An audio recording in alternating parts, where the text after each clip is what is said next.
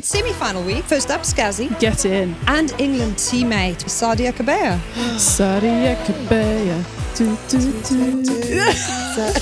And then, founder of the podcast, Black Girls Ruck, and on with Siri. Hello. People are made to feel like sports aren't for you unless you are a cisgendered, straight, tend to be white, slim person. For me, rugby changed my life. I love braids. I love having extensions, but I don't want it to be a crutch. In school, 10 of us would have a plastic bag on our hair to try and protect our hair. I was completely ignorant to the fact that short hair, afro, that the perception of that was a negative one. When you had braids, did you ever have a braid fall out during the game?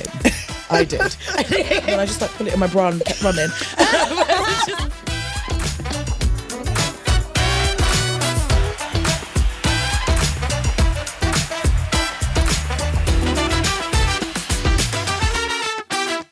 Welcome back to The Good, the Scaz and the Rugby, brought to you by our good friends at Vodafone. It's semi-final week. Saracens Quins at the Stonex. Our Mo's Gloucester Heartbreed take on Bristol Bears at Queen's Home this weekend. Blue Tits unite. And our Mo's not here because she's prepping, surprise. But we've got two winners of the mini leagues. First up, Scazzy. Get in. Get Back-to-back in. champions. And her Loughborough and England teammate, back row extraordinaire, known for her defensive play, strength, tackle rate on the pitch, and recently also for all of her chat about her hair, Sadia Kabeya. Sadia Kabeya. The one who I really just like that. It's good, isn't it? It's really good. So catchy. love that for us. Sadia also loves it. The one great song. just before we started rolling who went, which camera should I look at? She's ready to serve. And then Hackney Ladies Prop, founder of the podcast and the collective Black Girls Ruck, works for an LGBTQIA plus charity. And on with Siri. Welcome to The Good, the Scaz and the Rugby. Hi. My voice is like, hi. What happened? Hello. Oh, there All she I do is. is talk, so that's why. It's so good to finally have you. Thank you. I feel like both of you, this is like the most overdue. Sadia's been begging me for like... Scaz has been begging me, and I've just been extremely busy. The calendar, sorry, Emily, can't fit you in. Do you call her Emily From time to time. Yeah, you do actually. when you mean business? Often. No, we're just on that. We're on that friend level now. Oh, Yeah, okay. first name basis. Oh, so you can say Emily. Yeah. I think Sadia, you know, like when a nickname is literally somebody's name, as mine often it is. I think Sadia then thinks if you call her the real name, we've gone next level. She knows. Sorry, she knows. Yeah, It's when I admonish Megan Jones and I say Megan full. admonish. Yes, like when she's being troublesome. Is that's a word, right? That's an English word. That's a great word. It's a great word. Yeah. Producer Shara's I'd never nodding heard of it before. profusely. My grand's I've going to be never fuming heard at me, but I didn't know what it meant. Speaking of family members, we do have to give a shout out To to Lisa. Lisa, we love you. Oh my goodness, Lisa. Stop by whenever. Send us all your feedback. Lisa. Tell us about Lisa. My mum, she is the biggest fan of the show, watches everything and will always let me know if my name is mentioned on the podcast. Sadia, you need to watch it because we mentioned this week. Oh, really? Or she just knows about everybody in the league and she tells everyone's business, basically. Sadia will come into Loughborough and be like, what were you talking about me now for? And I'd be like, what? She's like, my mum told me I was featured again on the podcast. And you're like, you didn't come up, I Yeah. promise. Okay, so big fan. your birthday party, we need to debrief. This was a big weekend. There was a lot going on. There was a lot going on. The Broses tried to copy Loughborough Lightning, 1 point win. Yeah.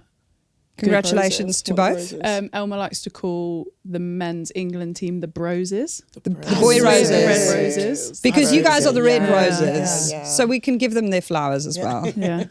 I was overruled on thorns, so they get to be broses.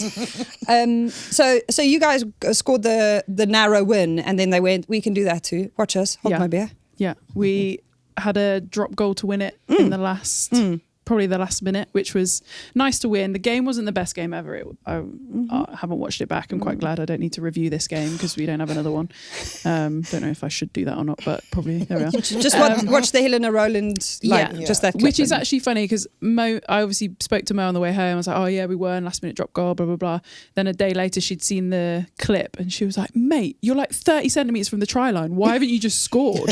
And I was like, how And we don't all have like massive kind of massive units that could just score tries from everywhere. Some of us have to, batter the door down a bit more. Yeah, most stressful game I've ever watched in my life. Being in the crowd. I actually love being in the crowd.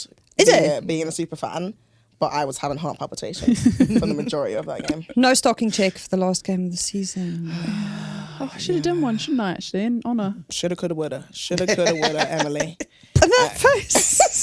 Sorry, it's pure sarcasm. No, we will be doing a stocking check together soon enough. Putting it out there. Okay. Yeah. Will you tag us, please? Collab post. Collab post. Course, yeah, we'll put it out. We'll put it out. So then afterwards, you got to present a shirt to Rachel Malcolm. Yes. Scotty. Her final match in the Lightning get-up. My best is that producer Shira clipped out the bit where you are not on mic, but you are saying to the person on mic, give me the mic.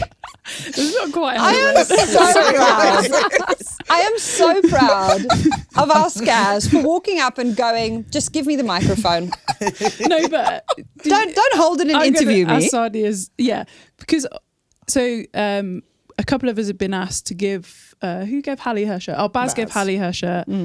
I'd have been asked to give Scotty her shirt at the end, but it was very much like a kind of like lob it to them type affair. So I felt like it was only appropriate to actually say something. Did you think that, or is that just me? No. I mean, because I'm definitely not the sort of person that would have been like, give me the mic. I was just like, I think somebody should say something. Because Scotty always does, doesn't she? She can't really say it about herself. No, I think it was fine. Appropriate. Fine. Yes. It was fine. Get in. Didn't feel any way about it. It was good. I love the assertiveness now. There we are. Hi there, give me the mic, please. Gave a few words there. Her team talk as well. Her team talk. So she came on last week, obviously, with Waz, and she basically said, what game was it? She said she went so hard she nearly passed out. Yeah. And I was watching her in the circle, and I was like, "Hun, you're going to go again." Take a breath. Someone's face is just like, her vein is going mental on her Extremely forehead. passionate. Yeah, but it's good. It's really impressive. So now, how did you organise your birthday to take place across all of this? I mean, she's just a girl for the big moments, isn't she? I know. Well, yeah, it's my birthday after the game on the weekend, and it was also at end of season at the same time. Yeah. But loads of people who I didn't actually invite to my birthday turned up. Strangely, but being courteous, I said they can come in. You were generous. Come in. But yeah, it just happened that end of season fell on the same date as my birthday. So it was basically a joint birthday party and pub crawl. So can't complain. Sensational. What did you do? Did you do a pub crawl? Yeah, so we had a end of season lunch, dinner, pizza party. It was literally a pizza party. We are 12 years old, yeah. Was there like one pizza between 30 of you? And, like the tiny No, we actually had loads. Yeah, there was a few, to be fair, but it was like pizza on the table. And it is nice pizza. Yeah. Peter's Pizzeria, Loughborough. It's worth it, to be good fair. Pizza. But it was like Other brands are available. Not in Loughborough, they're not. We would like to invoice you for that pizza. And then we did a little crawl. I've never gone to Loughborough, and I am okay with that. I'm really happy for you guys. I agree. There's so much to see. There is so much to see in Loughborough. It's just I know there's a university there. yeah. Yeah. And you guys. And laser tag. Laser tag. There's laser tag. Okay, You know I've sold it. I was going to say, do you know when you're scraping? You're like, laser. Should have stopped at the pizza. Sorry. I'm easily impressed. Laser tag. It's like whenever Mo goes on a recruitment pitch, she goes, "We have Gloucester keys." I'm like, it's just a shopping centre, right? That one coffee shop. That she always goes What to. else does it do? You are returning next year to the Lightning shirt, though. Studying in, what is it again? I have it here. Wait, what is your degree? Sports science with physical education and coaching. Oh wow! What year will you be going back into? I'll be going into my final half of my third year. Oh, wow. Yeah. You've split it. You're taking the scenic route. Yeah, the lovely scenic route of university at Loughborough. It's been a lovely 4 years so far. Yeah. It has been pretty scenic, but I do also think you can't underestimate how challenging it is to have done what Sadia has done in terms of bursting onto the international rugby scene whilst also trying to study and then having unfortunately quite a few injuries along the way as well. So as much as we take the mick out of her, and the fact she never probably actually attends lectures and doesn't know anybody on her course. I don't, and it is tragic. Yeah, Really? I do attend lectures sometimes because I have to, but knowing people on my course is true. I don't. And it's extremely tough when it comes to doing group coursework. Yeah, I was going to say, do you have to do can group you work with me? You've never seen me before, but I need friends. I promise I go here. Yeah. So anyone on the course who might also be a listener to the show, please be nice. Sadia's just juggling, you know. She's just trying to be, you know, a multidisciplinary, like absolutely excellent athlete at the time of also earning a degree.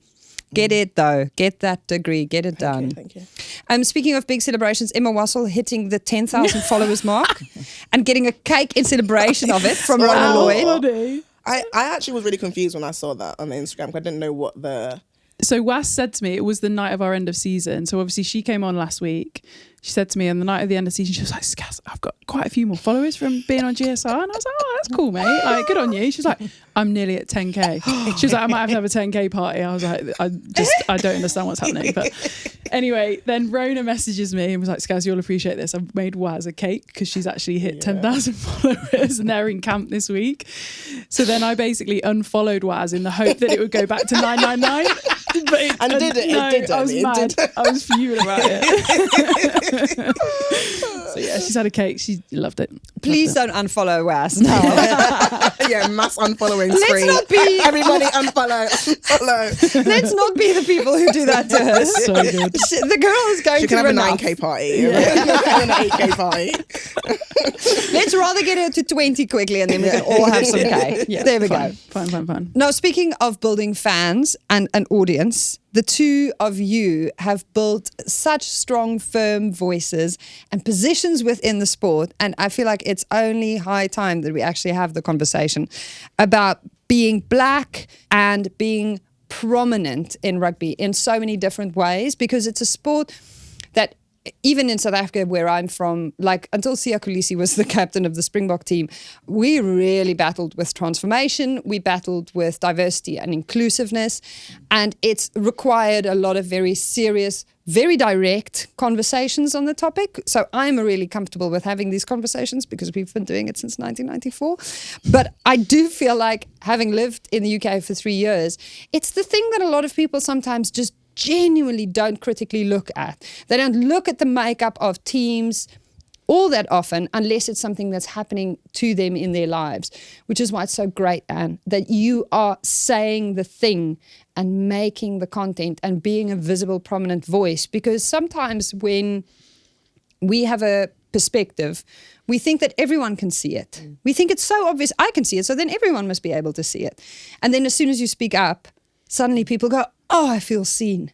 Thank you for doing that. Has that been the overarching experience for you since you've started Black Girls Ruck, where it's just been a collective that attracts more and more attention?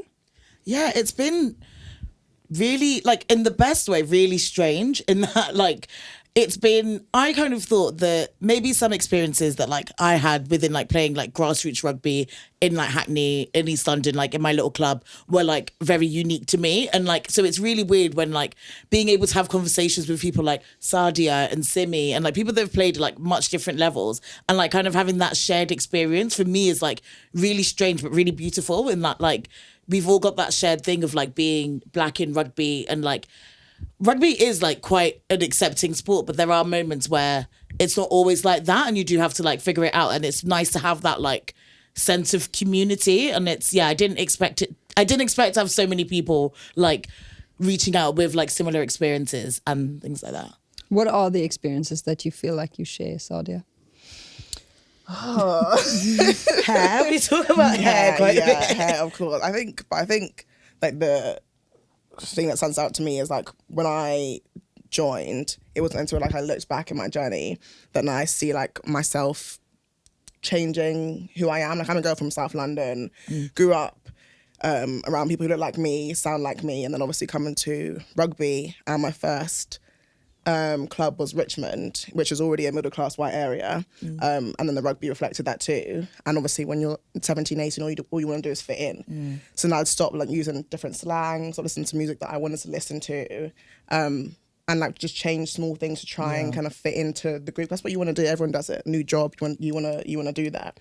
So I think that's like the huge thing that I found speaking to people is noticing how they might have changed initially if there wasn't people who they could see around them who they could relate to. And I think I think the first time I spoke to you was when you were at WASPs, and it was an online interview with like Christiana, Kanye, Kanye and Christiana. Celia. And yeah, Lucilia wasn't there. Oh, just us three. I know she bailed. Oh. She's busy. She's busy. She's very busy. I interviewed her. She's lovely. But like, I think like having that sense of like community. I remember you guys all being like, that was the first time like at WASP where you kind of had each other and could like rely on each other. And I think I don't know, for a lot of people at a lot of clubs, they tend to be like the only black person within their team. And it's not like, it's interesting like when I see other oppositions and like playing at my level and there's only like one other black person on the team, it's kind of why I started Black Girls Rock, because I wanted to be like, what's their experience? Like, what's that like for them? Because I've got like 5 people on my team, so we're fine. But like, not fine, but like I've got like power and numbers with these lot, but not everyone has that. And like, I'm always so interested. And then like, I think we spoke about this once, like you at like a higher level as well, of like, if you or Tatiana aren't playing, then like there's no black people on the squad. And like, how much pressure that puts on your shoulders? And like, I think kind of like, it's not always like the like overt like racism and like things like that, but it's just kind of like the lack of representation sometimes can add like an extra like layer on you. And that's something that I find really interesting to like talk about and just, explore. And it's also opening the door to have that conversation. So even if this isn't something that you've had overtly, as you say, expressly negative experiences around, the fact that you put out the post on your Instagram, Sadia, about your hair saying, I grew up with the idea that the longer your hair, the prettier you are. Even as a white girl, for me, I went, oh, that's true. Like that's such a crazy beauty ideal that we've expected women to commit to something for a really long time or to commit to managing a really large amount of hair in order to almost tick that little box. And it's so much more political when you're black. And then you said the looser your curls, the prettier you are. And I've grown up with shorter hair and tighter curls. And the idea that an afro is unprofessional or messy. Now, a lot of these misconceptions are also reinforced in schools. And I think that uniformed schools have a lot of work to do around the conversations that we have with especially young girls in formative stages of their development around what is perceived to be neat, what is perceived to be aspirational when it comes to hair. And it's so powerful that you verbalize that and saying, once I started playing rugby, it was just easier to have my hair in braids because it was a quick fix, which gave me the excuse because it's easier for rugby. But I was actually feeding my insecurities over and over again. For you to say that and put it out loud in black and white on a platform somewhere, that's brave. You're amazing. Yeah, because you look so embarrassed. It's That was so me. cool though. Yeah. Yeah, I mean, I think it's been like a long, long journey and it's still like an ongoing thing. So I think to the public, I'm pretty confident anyway. So like to have to kind of look in on yourself and realize you do have this insecurity is like a big thing to kind of realize. But yeah, I think it just kind of clicked this year, especially after having injury after injury. You look for things to try and make you feel a bit better, to make you feel a bit prettier or happier. And like my go-to thing was I need to have longer hair. I need to get my hair done. That's what I need to make myself feel better. And I was like, why am I trying to do that? Like, I love braids. I love having extensions, but I don't want it to be a crutch, like to make me feel better, make me feel like I can leave the house or go on Instagram or anything as simple as that. And I've also kind of realised no experience is kind of not universal somewhere. Like someone else has lived the same experience as you. So for me to be able to realise that was good. It was huge for myself, but I thought, why not, put it on the internet as well, because I know someone else is going through or has gone through that same thing. We've had loads of conversations, haven't we? We have a little club room at Loughborough, and Sadia and I normally, we're not quite sat next to each other, but we're not too far away. And I was completely ignorant to the fact that short hair, afro, that the perception of that was a negative one until obviously I had this conversation. I think it was before you actually posted, because every time Sadia would come in with braids, I was always really curious. She does it herself, like, crazy talent in itself. Would take hours. She'd be up to the early hours of the morning, which is insane. as an early to bed person, I could not comprehend. Yeah, but nonetheless, I can't do it. Yeah, I was seeing videos of that. I'm like, what's wrong with you? It's like rugby. Does she hate her arms? It's such a skill. I love my arms. It's amazing. Turns out that's the hidden secret. That's the secret. Is that how I go, Bram? If I do my own brain. that's it. That's the thing, not my laziness. But I also reflect on, like, obviously I played a lot of rugby with Maggie coming through, and she was always wore a scrum cap, all of those sorts of things. So I would just never have had that perception of it until we had that conversation and until you posted. Yeah, I mean, like, I've had conversations with other people as well, and it's like, you don't know until you know. Like, but I really enjoy having those conversations, like, because people sometimes say, like, oh, I don't want you to feel like you're educating or whatever, but it's the saying that ignorance is bliss is true. Like, you don't know until you don't know. There's nothing wrong with that. And like, I grew up in an area where I went to school with all my friends who were black, who had the same experiences as me. So even in that, like, it's kind of, when I was that age, I would assume everyone knew that. It wasn't until, like, I've joined rugby and I interact with people who I'd never meet on a day-to-day basis, which me and Scaz had this conversation. So We did. I would never have met you outside of rugby. But if I did, we would get along. But otherwise, we would never meet. But It was so funny. We reflected. It was like, we would never have come across each other. We have a lot in common, but without having a lot in common. Yeah. Our backgrounds are completely different. So much about us is completely opposite, basically, yet we get on really well, and we found this common kind of thread. Yeah, once she stopped side-eyeing me, we've actually found some really nice common ground, and I think are actually way more similar than we would have ever realised. Sorry, you side-eyed Emily Scarra. guys, Girl. it's a habit. But yeah, You got to and that's get through the beauty. side-eye. Yeah. Well, that's the beauty of rugby as well. Like, you get to get those new connections and have these new conversations with people who wouldn't have the chance to. Now, talk to us about Afro hair being more prone to breakage in malls, because this is not a conversation that many white girls get the opportunity to listen in on and gain a better understanding of. Break it down, 101. Well, yeah, so first of all, there's a curly hair scale. So from 1A to 4C. So 1A, BC, up to 3A, 3B, 3C. C being the tightest curls. And then same with 1 to 4. And basically, as you go up those levels, you're more prone to breakage due to how dry or low or high porosity your hair is, which is how, what's the word? How it can take on moisture. Yeah, it's like how, like, water retention. How water, yeah. Yeah. So within that, you have how tight your hair is, and then also high or low porosity your hair is. I have low, which is doesn't retain moisture. Yeah. To like C. Yeah, and I have 4B, 4C, so really tight curls. Wow, yeah. So not the best combination for a sport where you're constantly rubbing, because when something's dry, it's more likely to break. And then especially with being forward and stuff in those malls and scrums, it's just more prone to that. And I think especially as a girl, I think even just people who don't have Afro hair, a lot of girls play rugby and get their hair probably ripped out or whatever through that. Let alone having the extra worry with kind of texture of your hair. You don't want to come out of the game with a bowl patch or something, because not Could that be the reality? Yeah, 100%. And I've kind of noticed that the more that I've played, but it's something that I always just try to be like, whatever.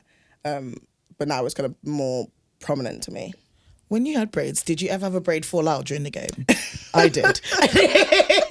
I haven't, but I know girls like in my school had braids fall out during the game, or like a braid pulled out. I had a bald spot from a braid. Yeah. That got yanked. Yeah, I got yanked. Yeah. I had like a little, I think I still have it, like a little bald patch at the back. This is when I first started playing rugby, and I used to have like much longer, bigger braids. And then I shaved my hair, and that changed everything. But yeah, my braid fell out, and then I just like put it in my bra and kept running. It wasn't until That is afterwards. a universal It experience. wasn't until afterwards that I was like, oh God, I've got a bald patch. Oh, this is quite bad actually. I was just more embarrassed than someone find my braid on the floor. And then no, it was me, because I was the only one with braids on the Oh God. I was hoping it would have happened to you as well. Not the bald patch, but I hope that it'd be like a relatable experience. No, not the braids. I did my braids tight. They weren't. I think I didn't understand what rugby was when I first joined, and I just kind of thought that, it's in a paid tops, it's fine. Yeah, I'm just running, it's cute. You were running as a prop? I was speed walking Wow. between phases and looking at rocks. Twinkle toes. checking them out. Checking them out, just making sure everyone's okay. Just inspecting, you know. Inspecting a rock, you know. So the Satin Scrum cap is the solution. But you have said before that as a young girl, I used to wear plastic bags on my head to a rugby game. Yeah. Yes, I did. Yeah, I literally, and so in school, there'd be like a group of 15 of us and 10 of us would have a plastic bag from like Sainsbury's or Tesco's on our hair to try and protect our hair. First of all, with the headscarf on first, and if it was raining, you had to have a plastic bag because no way was your hair getting messy. And that was normal. Like we'd go to games and the girls on the other team would also have the same thing. And, you know, a lot of us in that area didn't watch rugby, had no clue what rugby was, had no clue what a scrum cap even was. So that was the next best solution, and I think I look great in it, to be honest. Orange was my colour, Sainsbury's. Really goes with your I don't have a picture somewhere. I need to see a picture. I think I have like a slow-mo video of the bag like falling off. Someone's like tackling me. Because I can imagine that's like the best way to, like when I was young, I probably would have done the same Yeah, thing. So I'm yeah. laughing at you, but I'm like, I actually can't think of anything else that I would have used if I like when I was younger. And scrum caps aren't really designed to help your hair, really. Yeah, it's just yeah. like a nice thing to have, but Yeah. like it's not really made for protecting your hair. And that's and hence why the satin lining. Yes, hence the satin lining. Like you normally go to bed with like a satin headscarf, like a satin bonnet, which has kind of actually become very popular now. Just generally, people like to wear satin bonnets to bed just to keep their hair neat. But yeah, why not kind of combine those two and add a satin layer into a scrum cap, which I already wear to protect my hair, but like you said, it's not made to do that. So adding like a satin layer in it adds that kind of layer of it being more protective. Wow. And how far off is it? So we've got the prototype done, which I've been wearing when I have been playing. So we just were trying to find the correct material, which we have now. So hopefully very soon there should be a few coming out. Watch this space. That's so Watch this exciting. That's so cool. She's like she's a mogul. There's an entire empire Have you got loading. it patented or whatever? No. Yeah, I'll steal it. We'll have a conversation soon. But this is you solving a problem that you have. But as you say, there is no such thing as a unique experience. A lot of the time, the things that we think I'm the only person battling with this is also a pathway to building greater connection with people on topics that they relate to. Yeah, no, exactly. Like I've had messages from like mums who have kids with curly hair who don't have curly hair, and they're like, I need to get this on my child. Like I think they'd love it. And even from, you know, to hear that from someone who's like 10 who won't even have that problem growing up now, because hopefully this will be a thing, is huge. Like if I was 10, I could have that. It'd be amazing. So yeah. And for some people, it's like it could be another potential barrier gone. You think like all the reasons, especially young girls, drop out of certain things as they're growing up. That could have been a huge one for somebody that hopefully now won't be there. Yeah, no, exactly. It's like the WNBA player Aja Wilson. She was also at the time Woman of the Year. She designed a satin-lined hoodie that Nike brought out to replace her bonnet, because she said, my mom didn't want me to wear bonnets in the airport anymore. So we've designed this. And it's literally just about looking at the world from where you are and going, these are the pinch points that I'm identifying, and let's fix them. Addressing the problems where you are with what you have. You started Black Girls Ruck during lockdown, right? The rest of the world was baking banana bread and learning French. And you went, do you know what I'll do? I'll start a podcast. Yeah. Why? Where? I was really How? bored. I was really, really bored. And I had only been playing rugby for like a year at that point, and then like COVID interrupted it.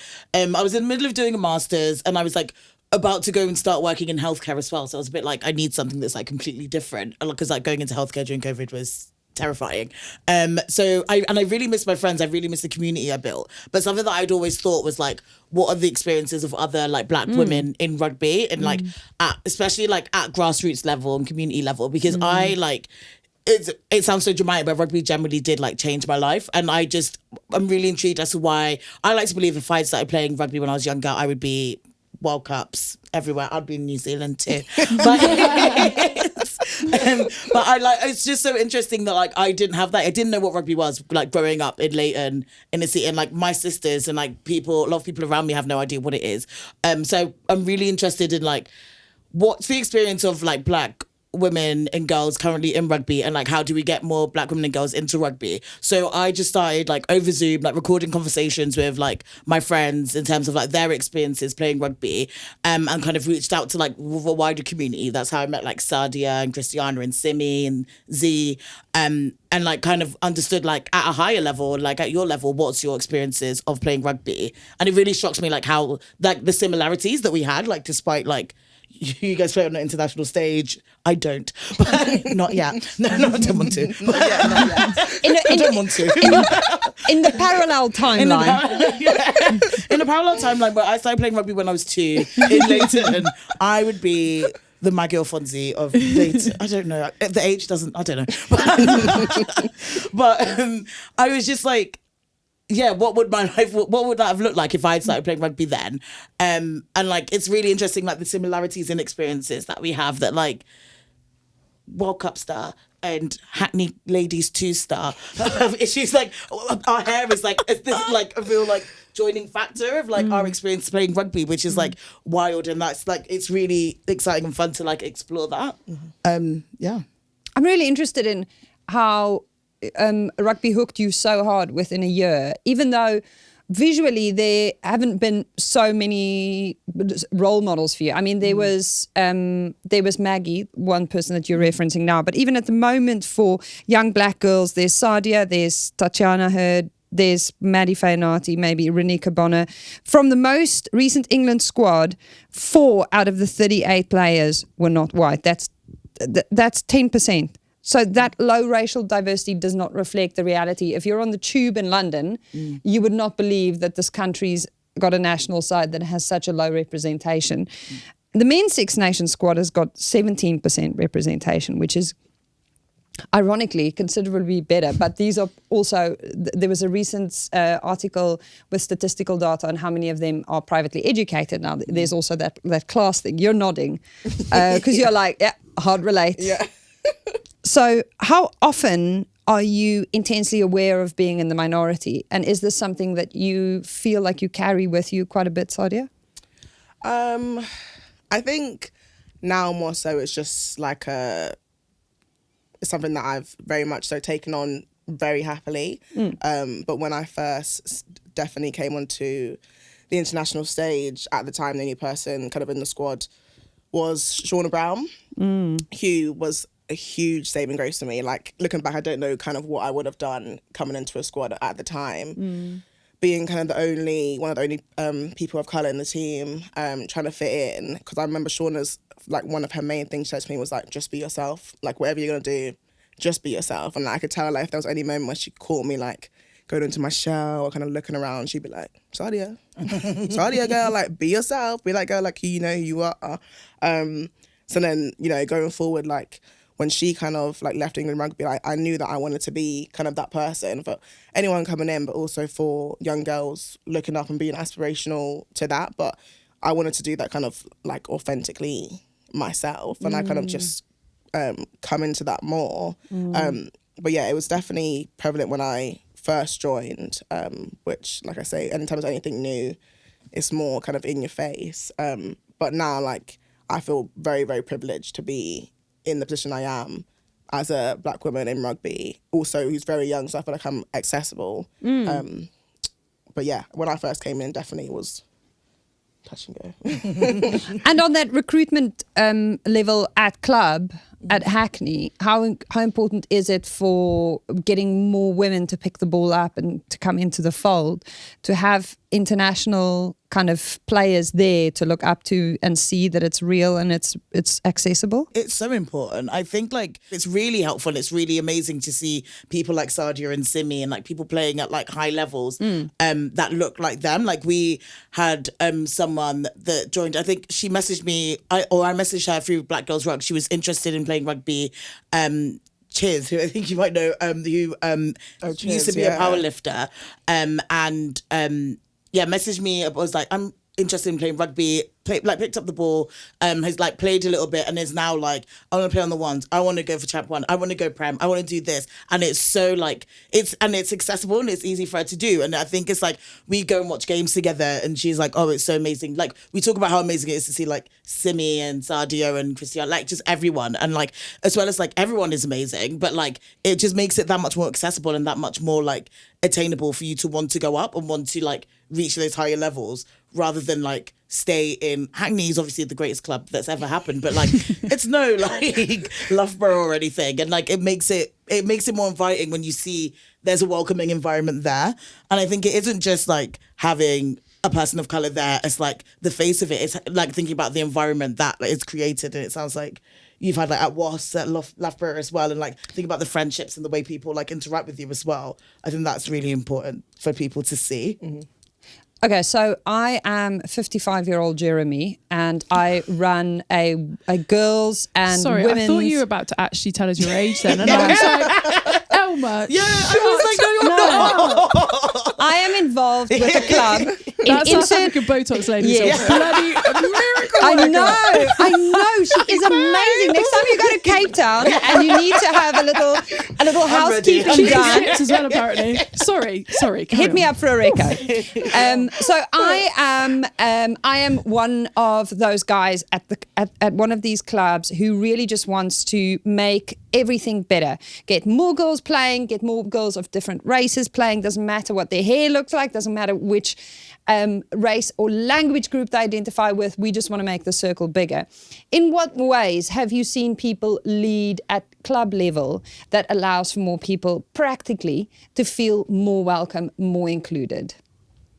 I think so. What I see is like, I think when you meet people where they're at, and like, I think that's really important. Like with some of the work, I don't want to toot my own horn, but like some of the work that I do, like with Darcy Bourne and Celia Kwanzaa, we're doing like a multi-sports camp, and we're like wanting to we want to like go into schools and like actually like meet children that are maybe like don't have access to rugby, meet them where they're at, so at schools, and think about what sports do they already like, which tends to be more like football, netball, and then like kind of incorporating a day of that into it, and then also being like, oh look, this is rugby as well, like whether it's something like tag. I think rugby can seem quite scary because of all the contact and stuff, but it's like there's so many steps before that like people can be introduced to. But yeah, I think it's like, important to meet people where they're at. And you mentioned Richmond and then going to WASPs. You had a really crucial experience there during lockdown when Black Lives Matter was a topic of conversation that opened the floor for a lot of us to have helpful and I guess healing conversations across the board. Talk to us about that example of how you can handle being in a team where you've got a few members of the group that feel like they can really share some of their experience. Yeah, so in lockdown I went to WAS, which was at the height of the Black Lives Matter movement and everything, and Giselle Mamatha was the head coach at the time, and she set up a Zoom call, and pre the Zoom call there was like maybe 5-6 black girls on the team, which for me was crazy, like moving from Richmond to WASP anyway. So having that was amazing. But Giselle messaged everyone individually being like, I'm going to have this Zoom call. Like, I don't want to ignore what's happening, which I think is a huge thing. It's kind of making it more accessible, but not ignoring that we're different. Like, it's not a bad thing. It's like the saying, I don't see colour isn't, it doesn't mean anything. It doesn't mean anything because if you don't see colour, you don't see me. Like we are different. So Giselle set up this call and said, if you want to come on this call and speak your piece or have people ask questions, like please feel free. And I literally just moved. I was just turned 18. I was like, there's no way I'm speaking on this Zoom call with like Abby Burton, Meg Jones, Sadia Kabeya. Like I'm just gonna sit here and nod my head kind of thing. I went on the Zoom call and Christiana Balogun is at WASP at the time, spoke, Hanny spoke. I think all the girls, 5 of the girls spoke, and it really moved me to like think, wow, like one, the head coaches set this up, but two, everyone on the team is so receptive to it. And I think basically everyone joined the Zoom call, which was like 40, 50 girls.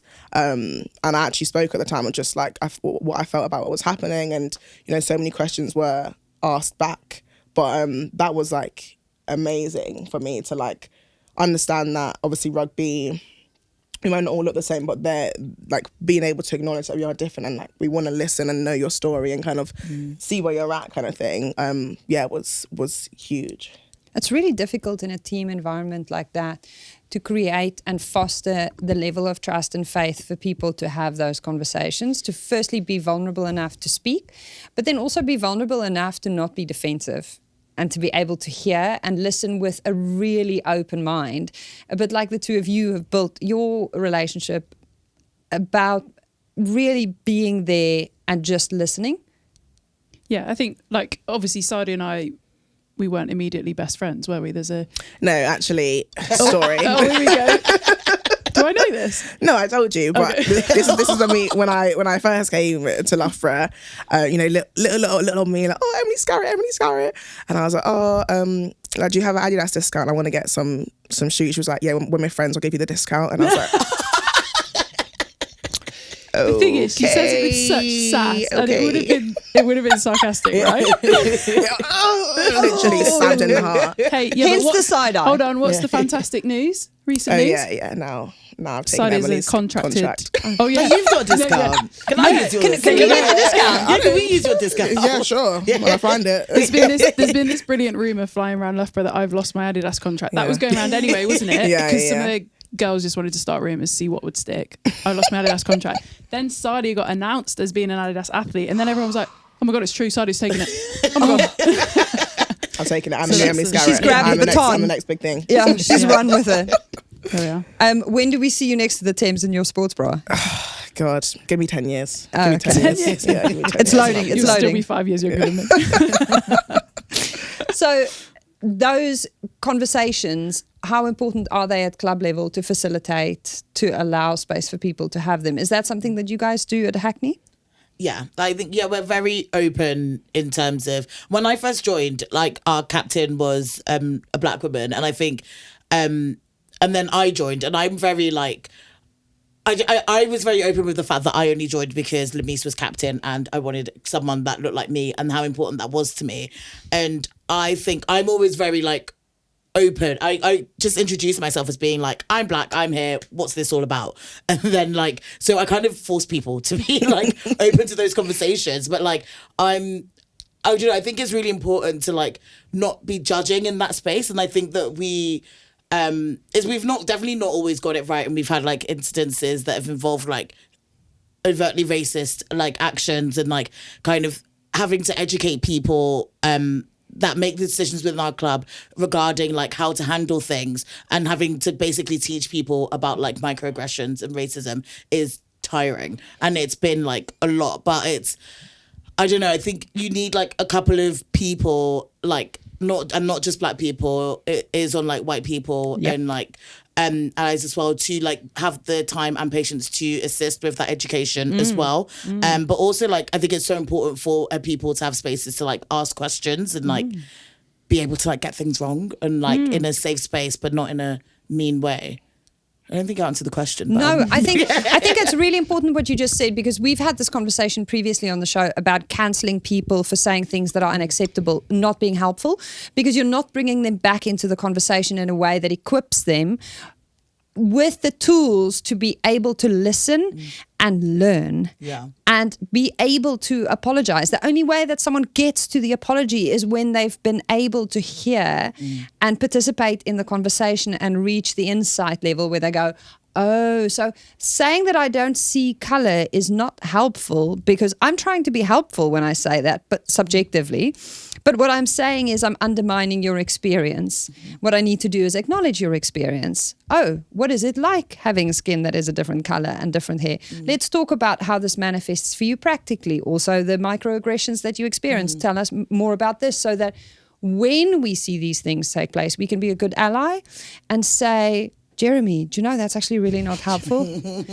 I think what Anne really would love is if we acknowledge what they are going through. and then we start building from there. So important. But I think it is also on people in leadership positions, people who have transactional power in spaces where you know that your voice carries a little bit of weight because you've been at the club for 10 years. Yeah. Leverage that. Yeah. Find ways of listening to people who might not be listened to. Yeah, I completely agree. Can I ask you about Kat Merchant?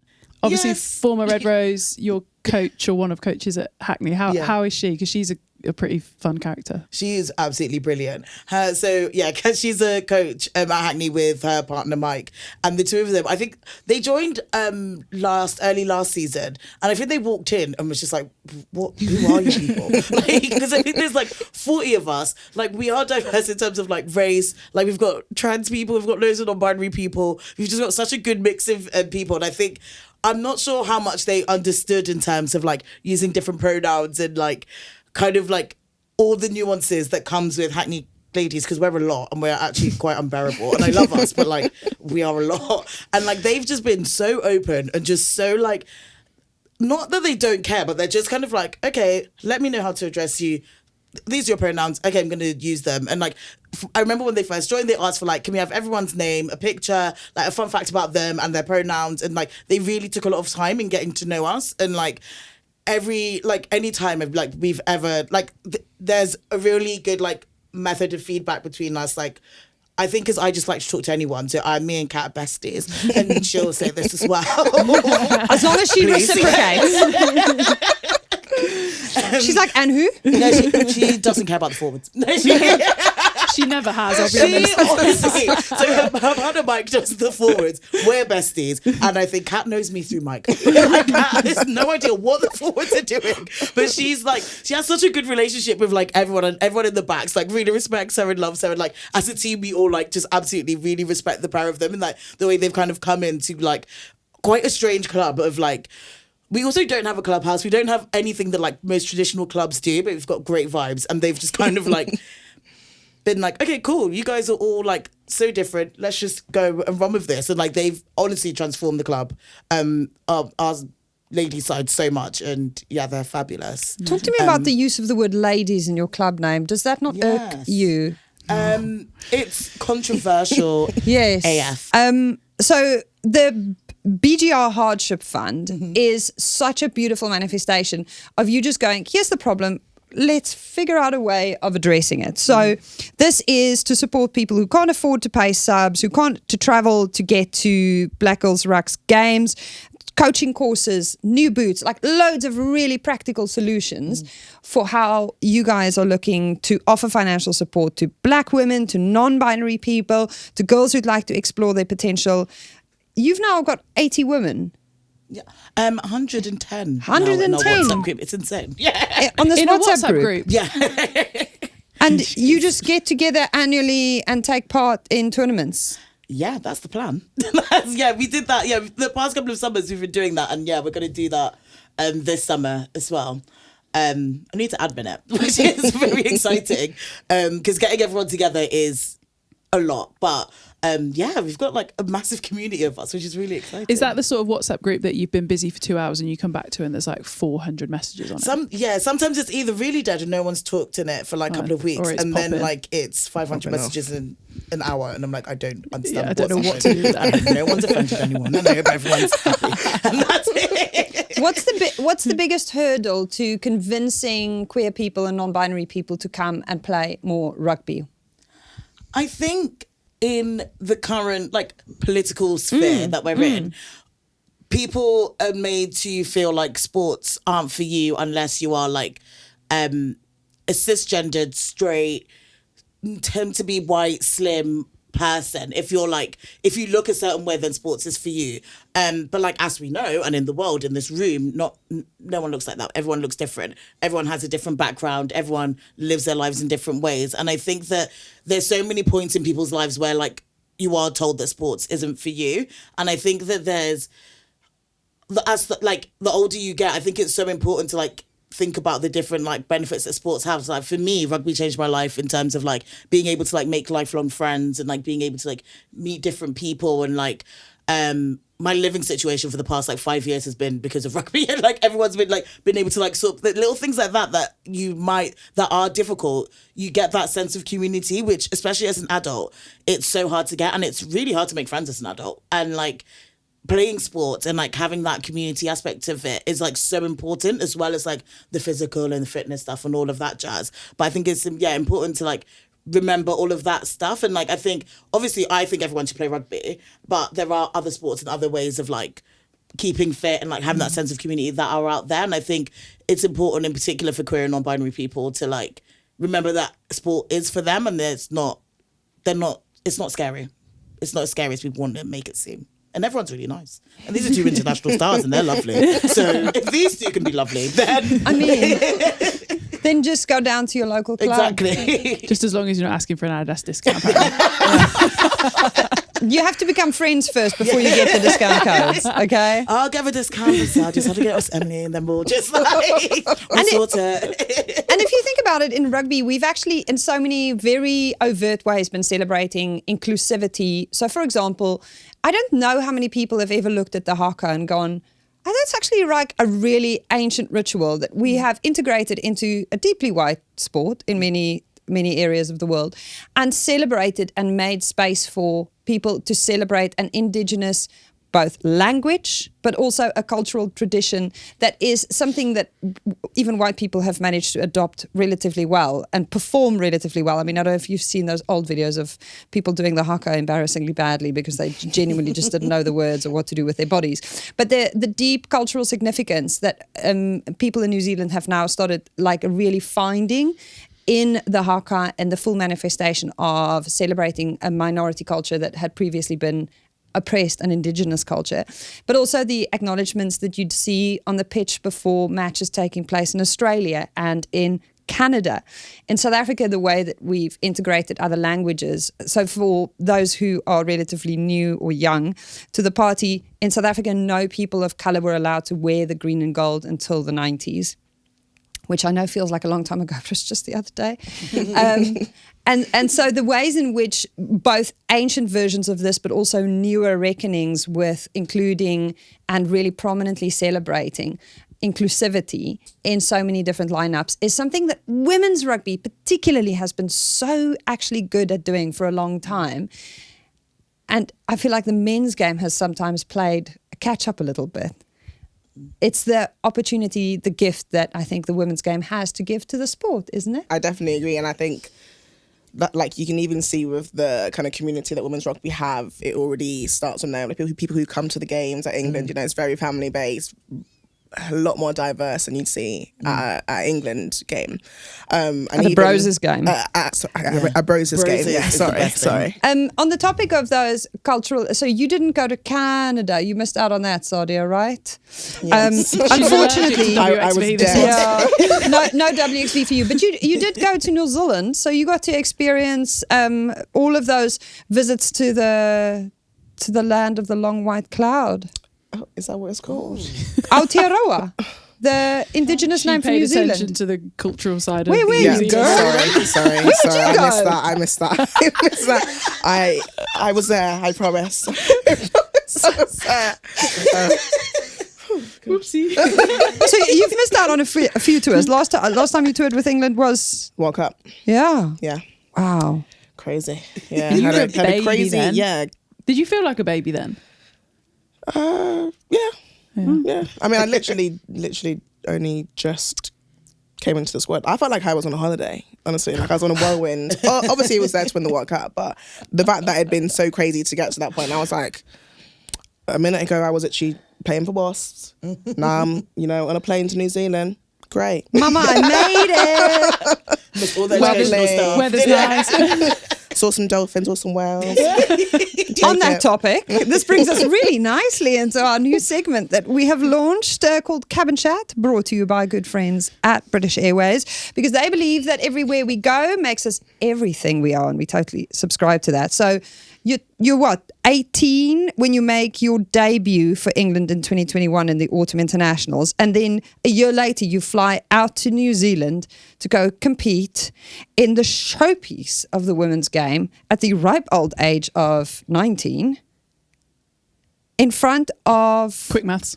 Is that I right? can't remember if I was 19 or I was 20. One of those. Yeah. But in front of like a packed house at Eden Park. So what was that experience like as a young player? Let's zoom out all the way from Eden Park to the experience of going to New Zealand on what you have just called a holiday. Holiday, my gals. Holiday, my gals. It's that post A-level holiday. You know, everyone goes on with all their best mates when they're 18. Beach destination. It was my gap year. Yeah, it was amazing. It was crazy. Like even like you said, even getting to that point, I made my debut a year ago. Had the most intense year of my life doing like Six Nations, which was like World Cup selection, and obviously a really grueling pre-season to get selected, being up against Miley Packer, Vicky Fleetwood, huge names in the game. So then being on a 30-hour flight or whatever to New Zealand, and then to play in that first game at Eden Park, which was a record-breaking crowd at the time before the final. Amazing. So now tell me about the experience of being in New Zealand. I mean, I loved it. So we stayed Sounds great, wouldn't it? It was lovely. Ate loads of food. We stayed in. I remember we stayed in Auckland for most of the time. Yeah. I remember we had like 2 days or something off, and a couple of us rented an Airbnb like right up in the mountains near the black sand beach. Ooh. Went to loads of the waterfalls, which was really, really cool. But because we got to travel around, you saw the different parts of New Zealand. It wasn't just we were in the centre, or we were just in Whangarei or on the islands. It was really cool to actually go around and see all the different parts. What else did you do on this tour, Scazzy? Obviously, it was a World Cup, so it was. I wouldn't necessarily call it a tour or a holiday. So perhaps unlike the language our Sadia just used. No, but I think like New Zealand is beautiful. Like it's stunning. Sadia's mentioned some of the waterfalls. We had this awesome trip up to the Bay of Islands one day when we were staying in Whangarei. Stunning drive through the mountains, which also, if you contextualise it, like it's on a day off. So actually the opportunity just to switch off, take in a little bit of the surroundings, appreciate where you are, kind of breathe out for a little bit, which you don't get a huge amount of opportunity to do when you are in the middle of a World Cup campaign, was really nice. Anyway, went up to the Bay of Islands, which is like top of the North Island, I think.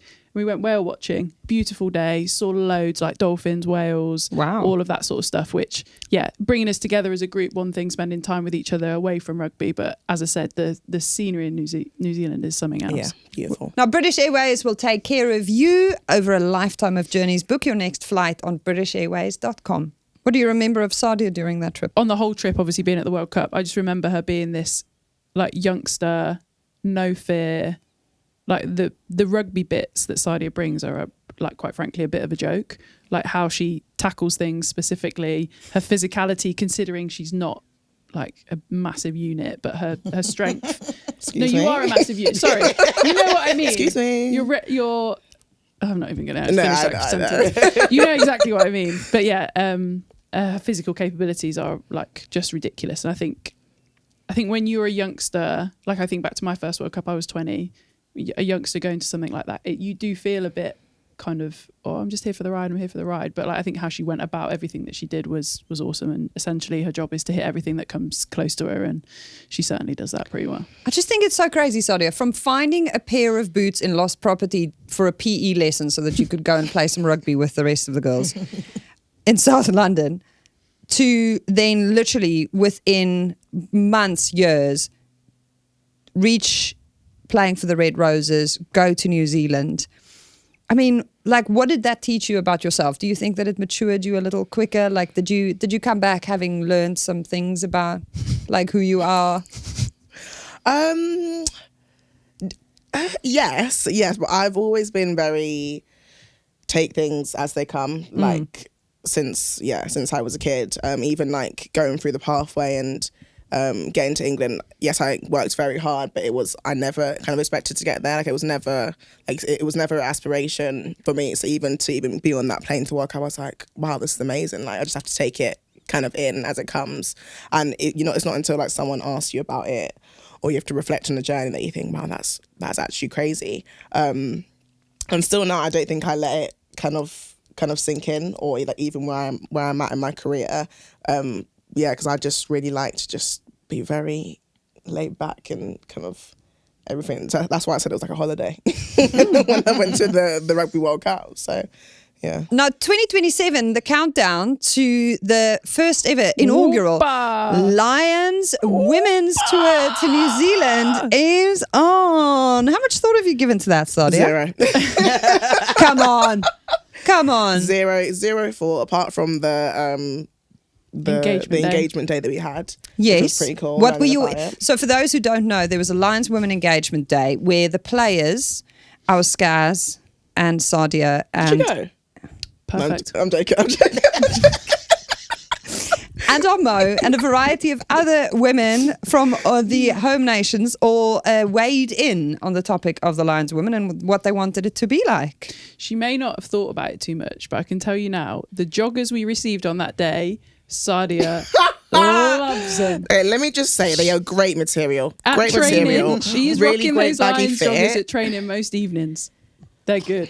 I mean, They're dress great, for the they're job you great. want, girl. 100%. No, not. It's just like, I feel 100%. like for me, it's like I'm wearing like Arsenal joggers. You know, it's got nothing to do with me. What do you mean? That's what it feels like. That's what it feels like. And like, I just got some merch from Arsenal. Yeah, I'll wear it. That's what it genuinely feels When I like. say Lions Women, what happens in your brain? I'm only winding her up. No, They are good joggers. I like didn't come from a rugby background at all, so like even like finding out what the Red Roses was like huge for me, and then finding out what the Lions was probably only happened like 2 years ago. So I haven't had time to build up that kind of excitement about it. Like the day was huge for me, and actually learning about where it's come from, like even hearing some of the other girls' stories and like growing up wanting to play for the Lions, like understanding the kind of weight and you know how huge it is and the cultural significance of yeah. the four nations coming together. Yeah. So that's kind of the story as to why. It's not just it's just throwaway to me. I never knew what it was. And I think a lot of people who came into rugby late probably don't.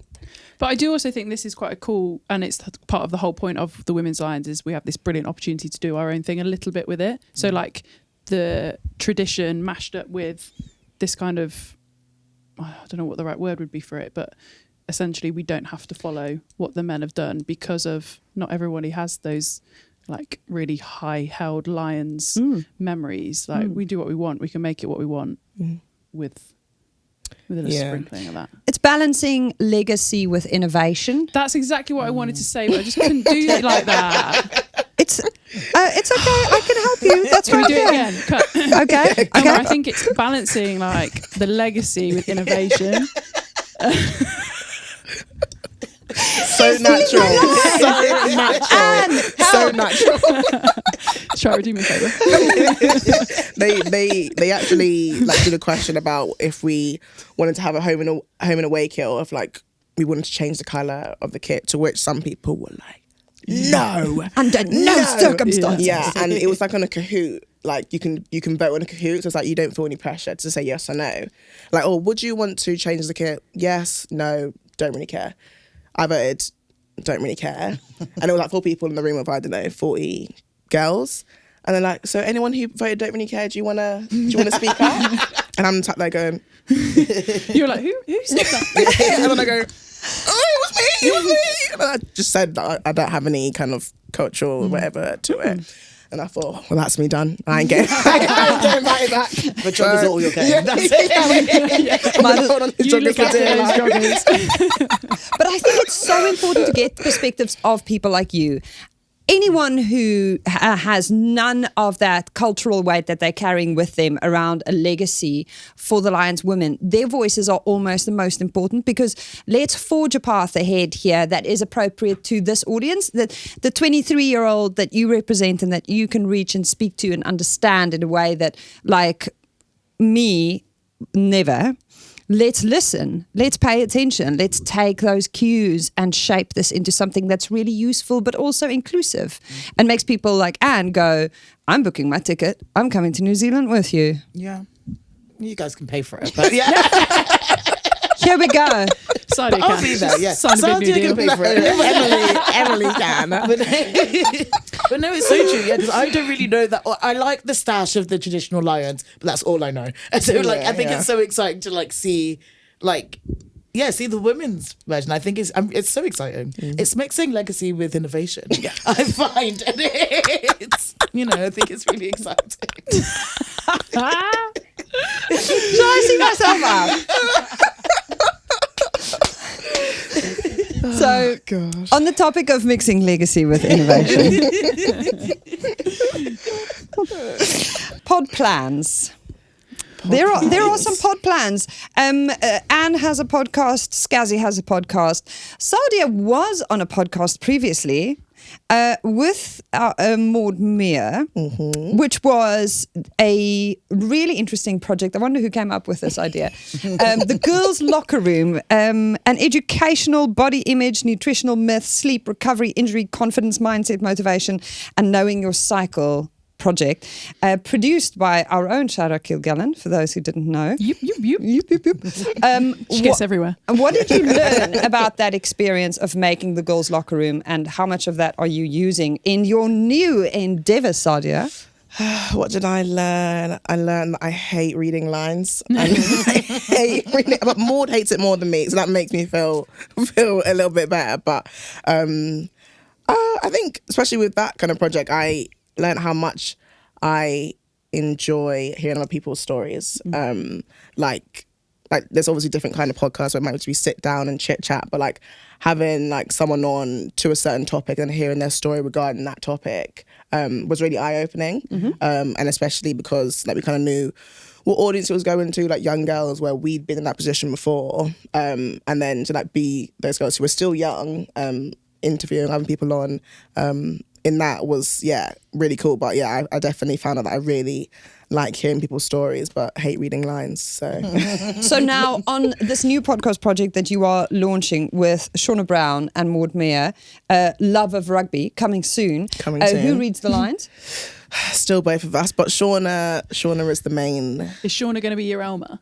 Basically, yes. Nice. Exactly. Bit of legacy, bit of innovation. Legacy and innovation mixed in there, yeah. Exactly. I'm gonna use that on the episode. Mo herself didn't know that she was the rugby on the Good, the Scaz, the Rugby. I don't know if you've ever seen that bit where I'm like, so next week on the show we're not going to have any Scaz, and she was like, or any good, and I went, no, I'm the good, And then she went, I'm either there. And I went, no, you're the rugby. Who did you think was the rugby? So, Black Girls Ruck, Anne, give us your plans for world domination. Lay them out here. We'll keep you honest. We'll be your accountability buddies. I need it. So I'm going to look in the camera and say that. Okay. bam, down the barrel. I'm going to release an episode once a month. We'll see. I can't even commit to that. No, but we do try to. I think because we balance it with like working full time and like and I know everyone else is busy as well, but we try and get an episode out once a month. We keep the community going, like over WhatsApp. We do stuff on like Instagram and like just kind of like record like people's like experiences in rugby. This summer we want to go to a couple of sevens tournaments, do some 15s. If anyone, you guys are more than welcome to come down. I'll be there. Cheer us on. Yeah. I hate sevens. What time of year? I don't know if you What time know, of but year? our Scazzy loves it. You need to come down because I hate it. But I'm like, this is such a lovely community and I love it. Can we do anything other than sevens? It's summer and it's the best time to get everyone together. Yeah. But so I'm really excited for that. We'll go to the PWR final in a couple of weeks, which is really exciting. And there's a group of like 25 of us So good. with a group called Old Dabadians as well, which is like black men in rugby as well. So we're all going down to watch the PWR final, which is really exciting. But I think we just want to do like, loads of little like meetups and little like, just keep the community going. Do you have songs? Not yet. Some Cardi B. Yeah. That's what we got. Megan Thee Stallion. Look at the stallion and chugging it. That's what I'm going to do. That's going to go WAP, I think, would go down really well. In Twickenham. Yeah. Wow. It'll get attention. It'll get a lot of We're talking social about media. new audiences, right? Exactly. Well- Legacy and innovation. We might have to rewrite some of the lyrics. Only a few of them. No, but that is such a good idea. I The really inclusive like that. version. So, time for PWR predictions. Quickfire. Score predictions, please. West Country Derby. Gloucester versus Bristol. And let's start with you, Anne. 21-18 to Bristol. Ooh. Okay, I don't know if the Blue Tits are going to be sitting with you at the moment. I love everyone. Sadia. 35. See, I don't know the rugby numbers. Don't worry about it. 35. It's okay, just shoot. Can you There's so can you many- get 35 in rugby? Yes. Yes. Okay. 5 tries. No. 35. 7 tries. 35. All 5 to 17. 35. 35 17 to Gloucester. Okay. 35-17. 18 So Can you point get margin. you 17? two have gone big and you want proper scores. If I'd have started, I probably just would have picked a winner. Come on. But You've had 2 minutes to think about this now. The Scaz. Get off the fence. what'd you say? So we need to learn from the rugby. The Scaz. Sorry, the Scaz. The Scaz. It's contagious. The rugby's not here today. It didn't turn up. Sorry, man. Rugby Sorry, is too man. busy rugbying. I think I'm going to go similar to Sadia. What did you say? 35-17. He's gonna copy me. Yeah, something similar. Let's go 32-15. I think to Gloucester. Decent. London Derby, Saracens, Quins. Go, Scazzy. London Derby, Saracens, Quins. I think Quins will have their say, but I think Saris will win. I think it will be tight. I think the score will be. Oh, come on. Come on. I think maybe like a 27-22. 27-22. I don't know if that score's possible. Sadia. I'm going to go 21-17 to Saris. Woo. Nice. Isn't that what I said for the other one? Maybe. Possibly. Yeah.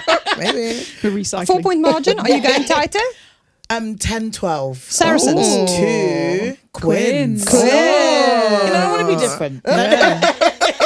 I do you think though, like Quins. some mega matchups. Last year's final, a London derby, like some proper semis. Boom, boom. It's really exciting. Yeah. So if you would like to sit in the stands, fair warning, we will be supporting Gloucester Hartbury, just so you know. Gloucester Hartbury has given us a block of 150 tickets in the main stands for the Circus semi-final against the Bristol. You'll get 10% off if you use our code GSR10 at checkout.